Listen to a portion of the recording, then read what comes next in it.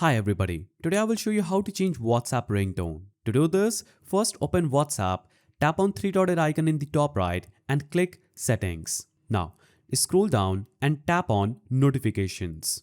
Now, in here, you're going to see different categories like Messages, Groups, Calls, and Status. Each one has its own ringtone setting, so you can customize them separately. To change the ringtone for incoming calls, scroll down to the Call section. So I'll scroll down and here I have calls. If I click this ringtone, I can choose a new one instantly from here. For example, I can click on the play icon so I can hear it, and the ringtone for WhatsApp call will be instantly changed. To change the notification sound for regular messages, you can navigate to Messages section, click on notification tone and choose a new one from here. To change it for groups, click on notification tone under group and select a new one. Just the same way, you can choose a notification tone for your status. So that's how you change WhatsApp ringtone. If you found this helpful, subscribe to the channel and leave a like.